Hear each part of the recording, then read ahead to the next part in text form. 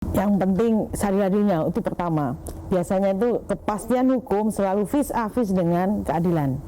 Tapi saya berharap hakim mempertimbangkan dua-duanya, jangan hanya kepastian hukum gitu ya. Itu pertama. Yang kedua, bahwa fakta Richard Eliezer adalah JC patut dipertimbangkan. Apalagi patut juga dimasukkan penghargaannya. Apa itu penghargaannya? Adalah keringanan penjatuhan hukuman. Di pasal 10A ayat 3 penjelasannya, apa yang dimaksud dengan keringanan hukuman sih? Di situ disebutkan ada 3. 1 berkaitan dengan pidana bersyarat khusus. Kemudian ada juga pidana percobaan atau juga pidana yang paling ringan dibanding terdakwa lainnya. Nah, ini pilihannya. Kalau memang bisa terbukti, syukur-syukur kalau memang secara teori memang ya di beberapa negara pun bisa dimaafkan JC itu, bisa dibebaskan malahan gitu ya. Apalagi sudah banyak ahli yang menyampaikan soal itu gitu ya. Jadi kami di undang-undang seperti itu sebaiknya itu yang diadopsi oleh hakim dalam memutuskan.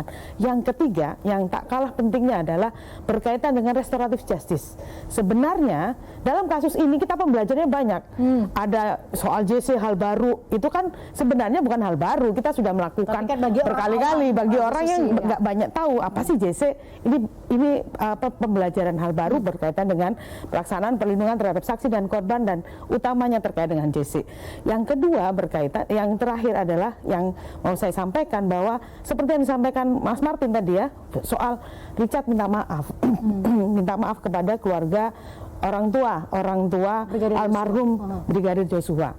Terus kemudian masyarakat juga turut serta. Ini salah satu hal yang kemudian bahkan ini ya keluarga Richard juga keluarga almarhum Brigadir Joshua itu juga sudah memaafkan.